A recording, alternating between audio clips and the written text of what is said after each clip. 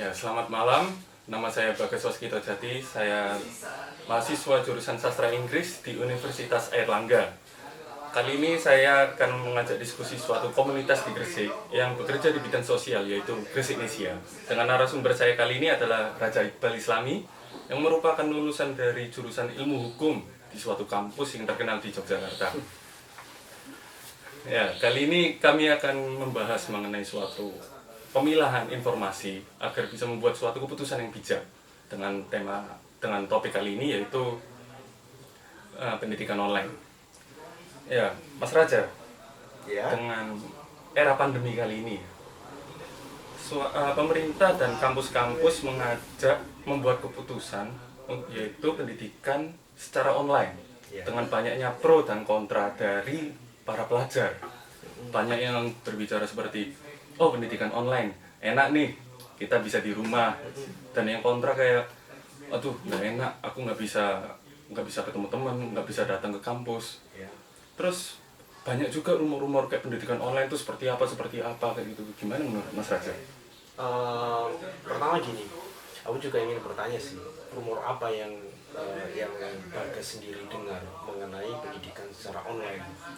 Oh, oke. Rumor-rumor seperti kayak gini, Mas. Kayak pendidikan online kita nggak bisa ke kampus, terus kayak misalnya ya saya mahasiswa, terus kayak UKT atau kayak gimana kayak gitu. Kita apakah tetap full dengan online kayak gini? Terus apa untungnya dengan kita kayak gitu misalnya? Ya, terus Ya, semacam-macam seperti itu. ya, aslinya baik online maupun offline ya, secara perkuliahan itu adalah sebuah sistem atau sebuah teknik untuk istilahnya untuk mengatur atau bukan mengatur ya, tapi bisa dikatakan sebuah akibat dari pandemi semacam ini.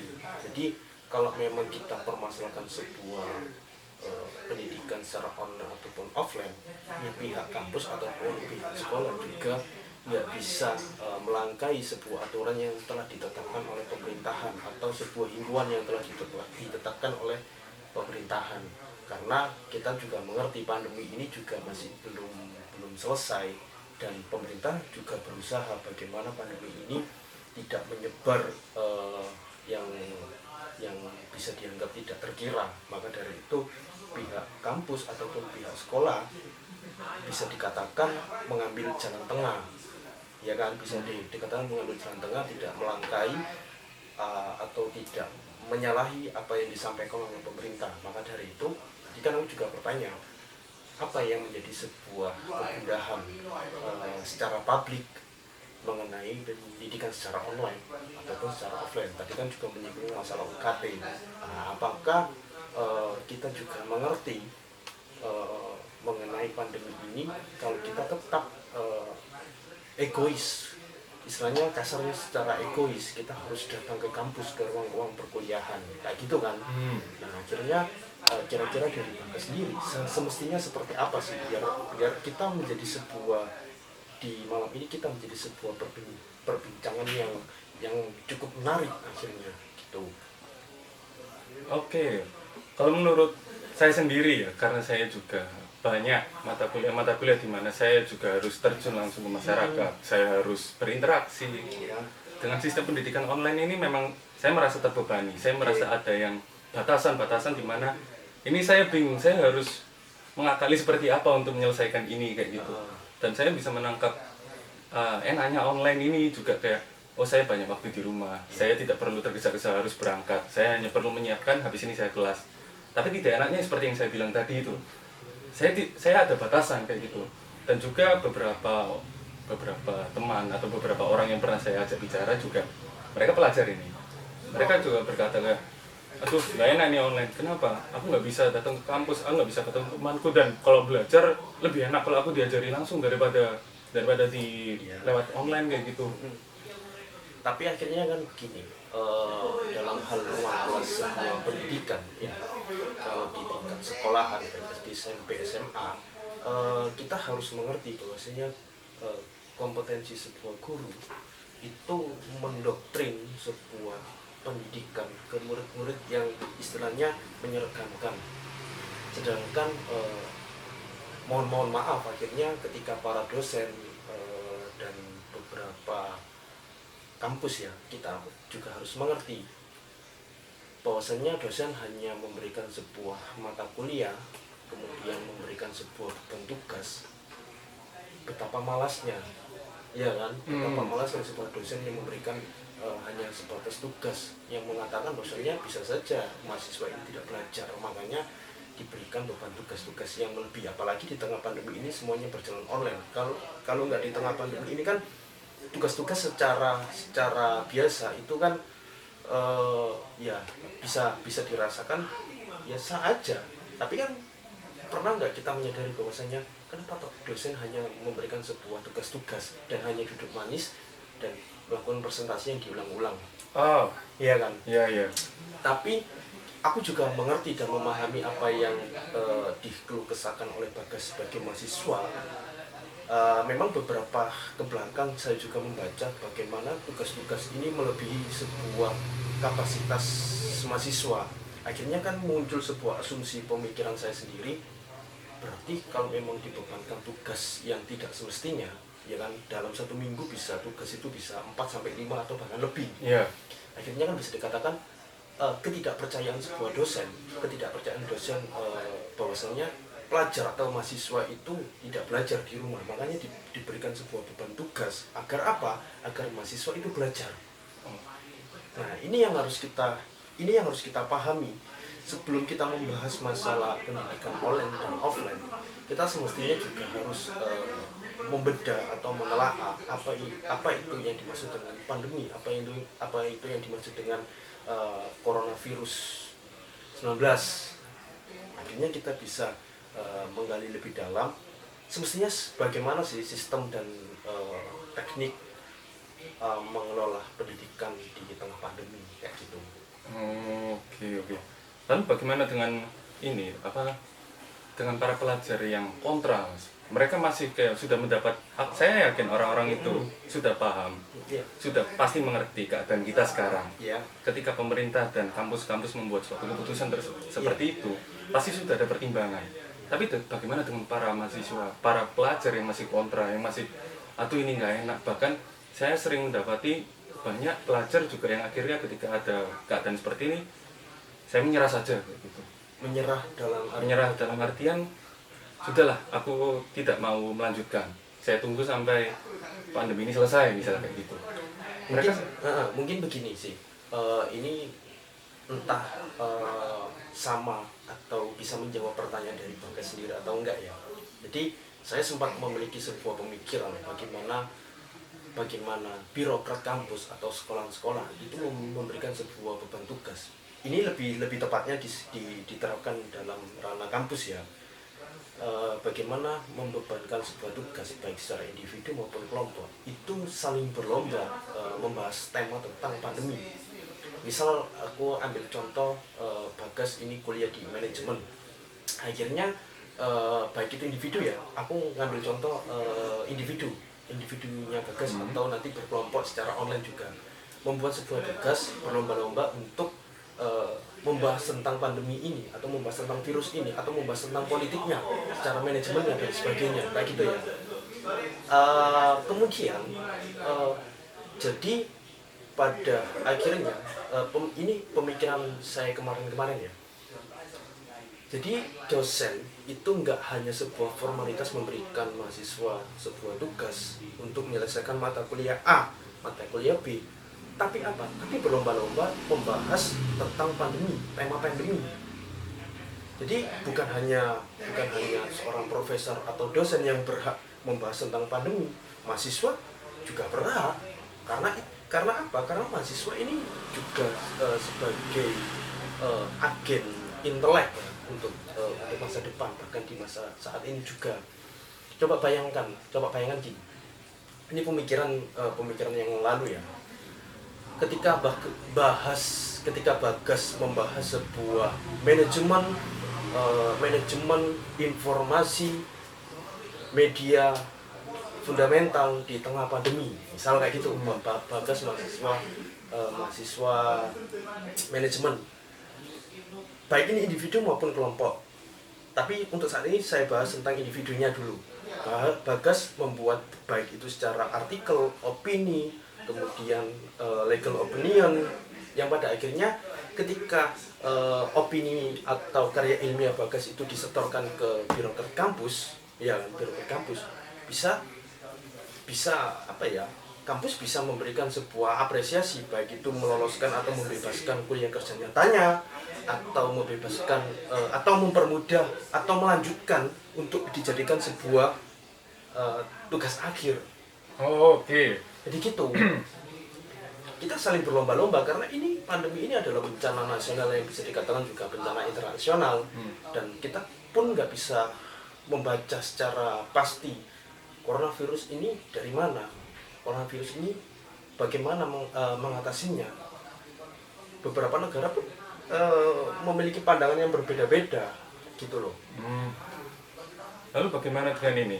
Yang saya pernah dengar untuk kampus saya sendiri, UNER, mereka mencari data untuk mahasiswa-mahasiswi yang turut serta menjadi sukarelawan atau apapun itu di masa pandemi ini.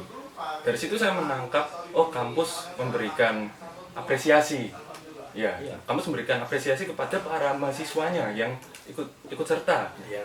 Tapi kenapa masih ada orang-orang, masih ada pelajar yang masih kontra dengan kayak gini? Padahal kampus sudah memberikan apresiasi seperti itu.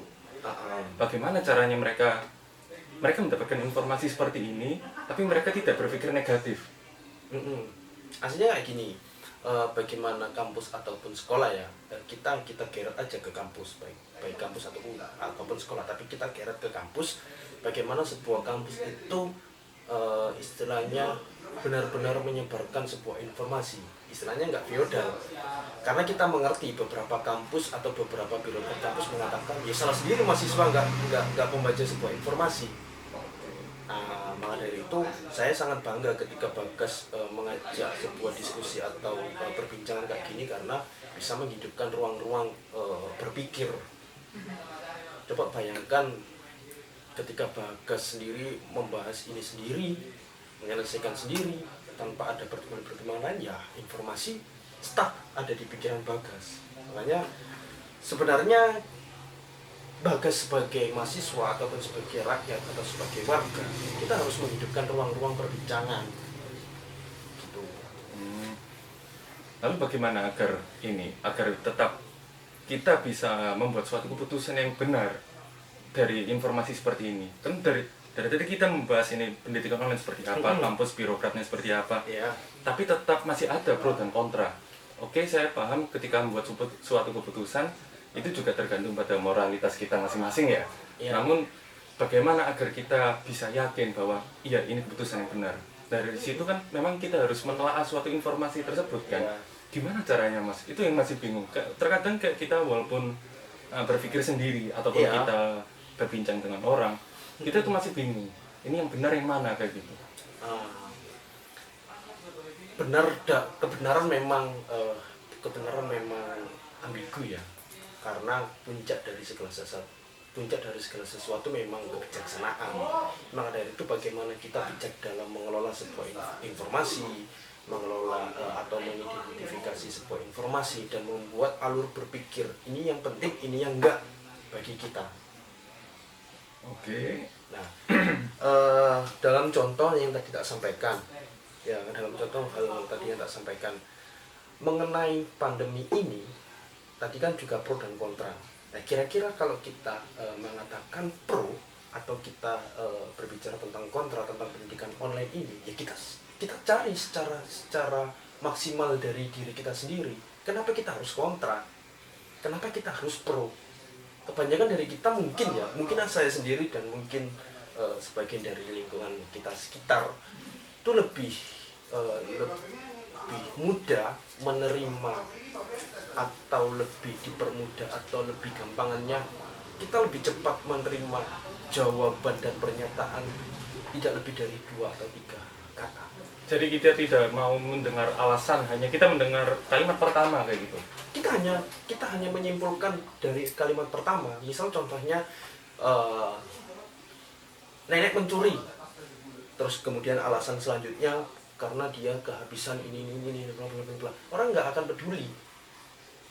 Kebanyakan loh ya. Iya. Kebanyakan akhirnya kan mengatakan ya mencuri itu salah. Iya, kita salah, kita tahu bahwasanya mencuri itu salah, tapi kalian pernah tahu nggak bahwasanya nenek mencuri ini karena tetangganya tidak memberikan kesejahteraan atau nggak memberikan bantuan dan sebagainya, akhirnya terpaksa untuk menghidupkan kehidupannya. Dia melakukan kejahatan yang dianggap kejahatan moral atau kejahatan pencurian dan sebagainya yang telah diatur oleh undang-undang.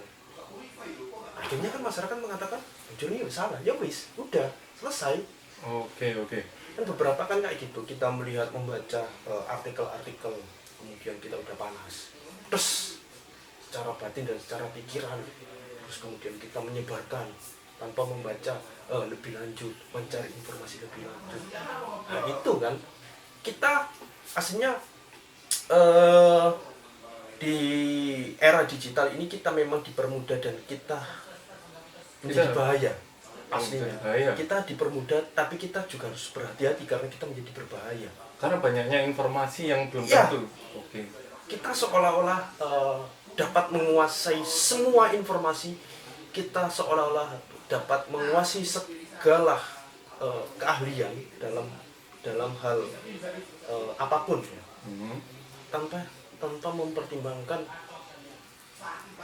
Ini masuk akal atau tidak, ini benar? bukan masuk akal. Akhirnya nggak memikirkan, udahlah ini tak kesampingkan, aku yang ini aja. Oh, berarti pemilahannya ya? Pemilihannya semua kan harus informasi masuk, bahkan 24 jam non-stop kan ya, informasi masuk, semuanya diambil.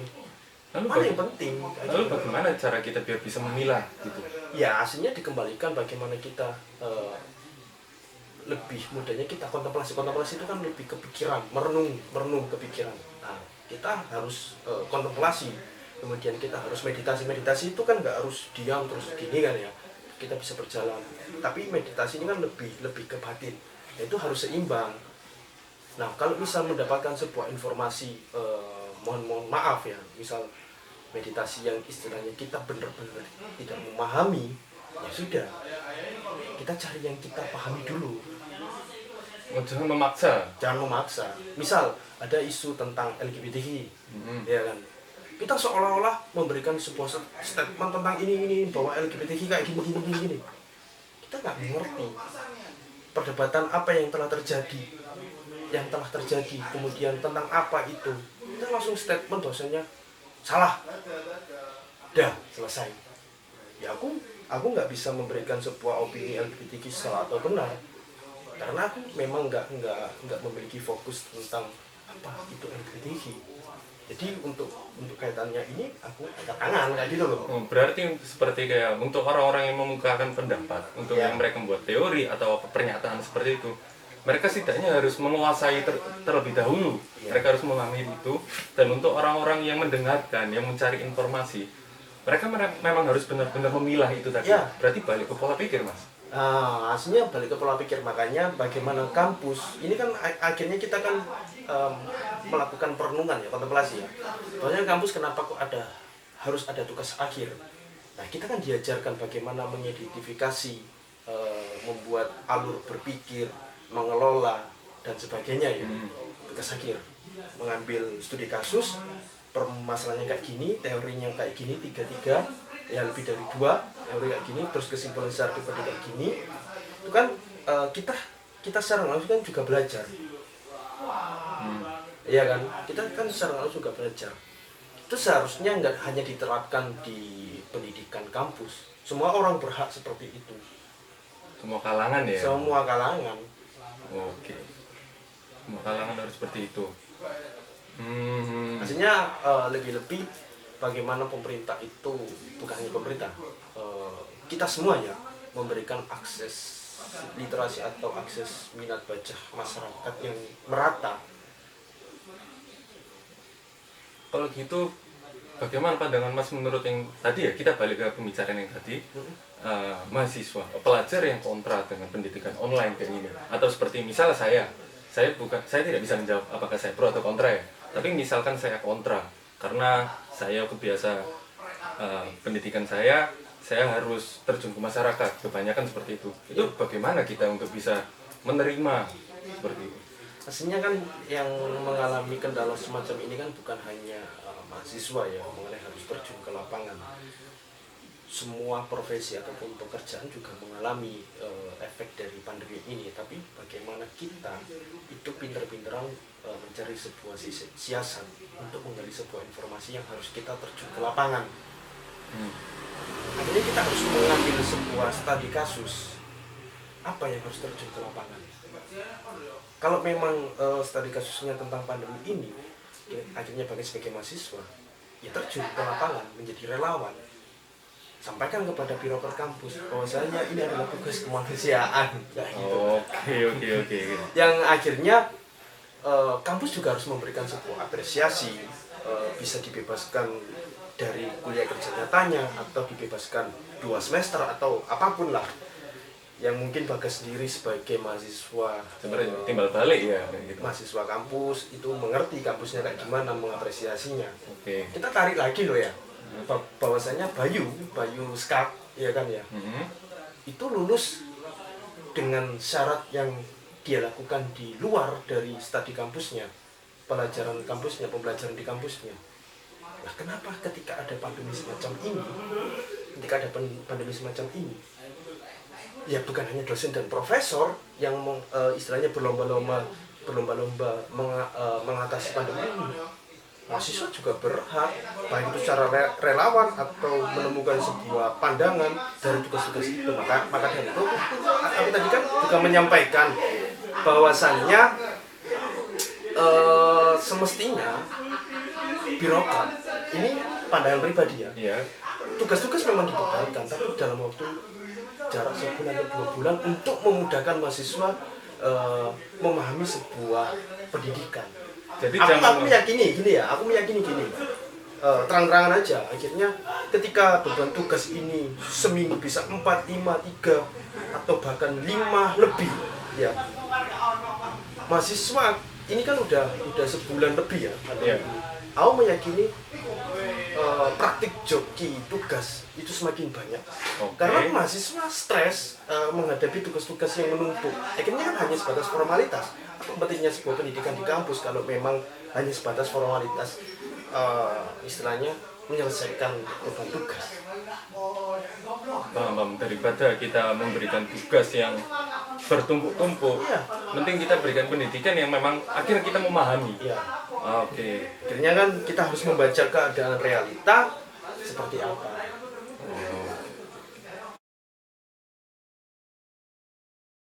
Dari pembicaraan kita tadi, Ya. kita mungkin sudah menangkap beberapa poin-poinnya ya mengenai pendidikan online ini seperti apa. Namun, apakah Mas Raja bisa memberikan tips dan triks, saran kayak gitu, bagaimana kita bisa memilah suatu informasi, tidak hanya pendidikan online, tapi kayak ketika ada suatu informasi itu kita tidak langsung menerima mentah-mentah. Bagaimana caranya kita bisa, oh informasi ini seperti ini, sebentar saya pikir dulu. Terus mungkin agar kita bisa membuat suatu keputusan yang bijak untuk kita sendiri. Iya, aslinya kan pentingnya sebuah literasi, minat baca juga. Kita termasuk istilahnya di bangsa kita, negara kita termasuk rendah ya. Ya bagaimana kita mengidentifikasi sebuah informasi, gitu aja sih. Mengidentifikasi terus kita harus memilah mana informasi yang harus kita terima, mana informasi yang tidak harus kita terima. Ya kita harus mengerti bahwasanya kita memiliki kelemahan dan kelebihan dalam hal pendidikan. Nggak harus kita harus paham semuanya. Bagus sastra Inggris ya nggak mungkin, dan sangat tidak mungkin juga Bagas menjadi ahli yang lain kayak gitu loh. Makanya ada kelemahan dan kelebihan setiap orang. Makanya jangan dipaksakan sebuah informasi itu kita terima secara mentah. Kita harus istilahnya merenungi dulu, atau kontemplasi. Aku tadi kan mengatakan kontemplasi, karena kontemplasi ini bagaimana lebih kaitannya ya di pikiran kita sendiri. Kita harus lebih sering membaca informasi dan kita menelaahnya ya berarti. Iya, enggak semua harus kita terima mentah-mentah. Nah, kalau memang mengenai contoh seperti apa ya tadi itu Bagas kan menyampaikan, ya tak ulangi lagi bagaimana pihak kampus ataupun pihak sekolah itu membebankan tugas ke pelajar atau ke mahasiswa itu yang bersinggungan dengan keadaan sosialnya atau keadaan realitanya. Kalau tengah pandemi ya pandemi, tengah bencana ya bencana. maksudnya bencana yang fisik lah ya, kayak misal banjir, bandang dan sebagainya gitu. Jadi biar pendidikan itu nggak lepas dari keadaan realitanya, karena itu juga menjadi bagian dari pendidikan. Jadi ketika kita berada di kampus, ketika kita berada di sekolahan, kita belajar tentang teori-teori A, B, C, D, dan E sampai Z bahkan. Tapi ketika kita terjun ke lapangan, kita bingung menerapkan mana teori yang dari itu mumpung Bagas sebagai mahasiswa juga, ya coba sampaikan ke kampus. Saya membuat tulisan tentang ini, sejarah sastra, misal sejarah sastra yang membahas tentang pandemi, misal Albert Camus tentang wabah, ya tentang wabah kan ada, bagaimana pembahasannya sampai sekarang. Oke, ambil contoh-contohnya, nah, gitu kan akhirnya kan kurang lebih ada berapa sih kalangan sastrawan baik Inggris, Eropa sampai ke Indonesia yang istilahnya menuangkan pikirannya mengenai hal-hal pandemi semacam ini. Artinya ya seperti itu aja. Jadi tingkat apresiasi atau penghargaan di kampus itu bisa nyatanya, kemudian tugas akhirnya lebih dibantu karena sudah fokus itu, atau diseminarkan atau diberi penghargaan yang lain yang bersinggungan dengan akademisi itu. Ambil contoh lagi, ketika waktu di Yogyakarta itu memang ada sebuah bencana Merapi. Nah itu pihak kampus juga mengatakan silakan mahasiswa untuk terjun ke lapangan untuk menjadi relawan di atas atau di Merapi. Itu akan dibantu atau dibebaskan dari kuliah kerja nyata, meskipun juga harus jelas istilahnya LPG-nya, laporan berlaku. Itu sih. Jadi bagaimana tugas-tugas itu tidak membebani mahasiswa hanya sebatas formalitas untuk menyelesaikan studi. Ya fungsi dari pendidikan itu untuk mencerdaskan, bukan hanya sebagai menaikkan status, maaf ya, mungkin kayak gitu ya. Nah itu yang akhirnya kita salah memahami dan salah kaprah untuk berkuliah atau bersekolah ya.